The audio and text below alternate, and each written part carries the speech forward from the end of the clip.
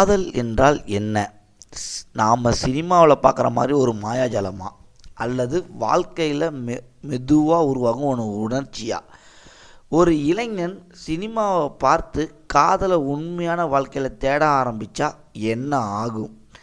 அதுவும் காதல் மீது நம்பிக்கை இல்லாத ஒரு பெண்ணை காதலித்தா என்ன ஆகும்? இந்த சுவாரஸ்யமான கதைகளத்துடன் வந்திருக்க படம் தான் ஆறாம் அலை. நம்ம அறிமுக இயக்குனர் சாராங் தியாகு இயக்கத்தில் கிசான் தாஸ், சாத்மிகா, அர்சன் கான், விடிவி கணேஷ் நடிச்சிருக்காங்க. இந்த படம் எப்படி இருக்குது வாங்க பார்க்கலாம். இந்த படத்தோட கதை காதலை பற்றிய 2 வெவ்வேறு பார்வைகளை மையமாக வச்சு உருவாக்கப்பட்ட படம் தான். கதாநாயகன் கிசான் தாஸ் பள்ளி பருவத்தில் ஒரு காதல் படத்தை பார்க்க ஆரம்பித்து பிறகு அதில் ரொம்ப ஈர்த்து நானும் அதே மாதிரி காதலிக்கணும் அப்படின்னு நினைக்கிறாரு. சினிமாவில் வரும் மாதிரி ஒரு அழகான காதலை தன்னுடைய வாழ்க்கையில் அனுபவிக்கணும் அப்படின்னு அந்த காதலை தேட ஆரம்பிக்கிறாரு. பள்ளி வாழ்க்கை, கல்லூரி வாழ்க்கைன்னு இந்த 2 காலகட்டங்களில் பல பெண்களை காதலிக்க முயற்சி செய்கிறாரு. ஆனால் அது எல்லாமே உண்மையான காதலாக மாறல. அவருக்கு அது காதலாக இல்லையா அப்படின்ற உணர்வு கூட புரியல. அந்த நேரத்தில் கதையில் வராங்க நம்ம சாத்மிகா. அவங்களுக்கு காதல் அப்படின்றத நம்பவே மாட்டாங்க. காதல் என்பது வெறும் கற்பனை அப்படின்னு நினைக்கும் நடைமுறை மனப்பான்மை கொண்டவங்களாக இருக்காங்க. அவங்க ஒரு மேட்ரிமோனி கம்பெனியில் சீனியர் மேனேஜராக வேலை செய்கிறாங்க. அதே நிறுவனத்தில் நம்ம கிசான் தாஸும் வேலை செய்கிறாரு. அவங்கள பார்த்த உடனே காதலிக்க ஆரம்பிக்கிறாரு.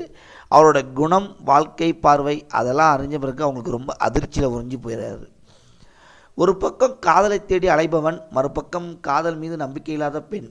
இந்த 2 துருவங்களாக இருக்கும் இருவருக்கும் இடையில் எப்படி காதல் வந்துச்சு, இறுதியில் இணைஞ்சார்களா இல்லையா அப்படின்றது தாங்க இந்த ஆறாம் அலை படத்தோட மீதி கதை. அறிமுக இயக்குனர் சாராங் தியாகு இந்த படத்தை முற்றிலும் ஒரு புதுமையான கதையாக சொல்ல முயற்சி பண்ணி ஒரு அழகான காதல் கதையாக கொடுத்துருக்காருங்க.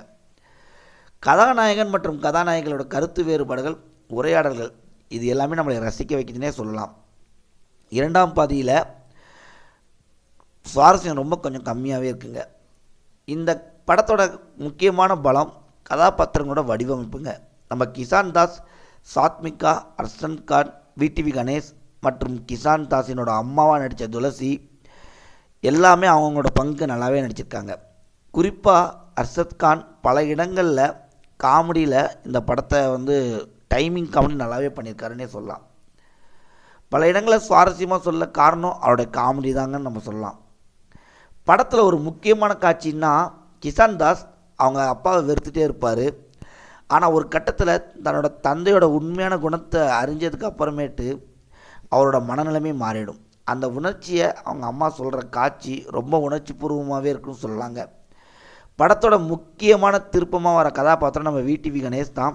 அவருடைய காட்சி பார்வையாளர்களை ரசிக்க வைக்கிறது மட்டும் இல்லாமல் கதையோட திருப்பு முனைக்கு காரணமாகவும் இருக்குங்க.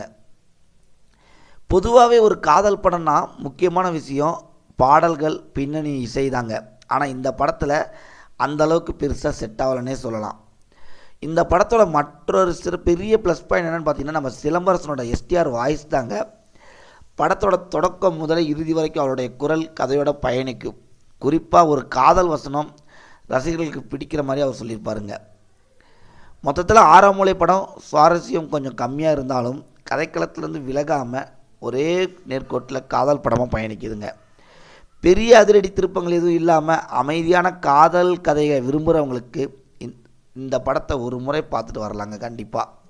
இந்த வீடியோ உங்களுக்கு பிடிச்சிருந்தால் லைக் பண்ணுங்கள், ஷேர் பண்ணுங்கள். மேலும் இப்படிப்பட்ட தமிழ் சினிமா விமர்சனங்களுக்கு எங்கள் சேனலை சப்ஸ்கிரைப் பண்ணிக்கோங்க. Thank you friends.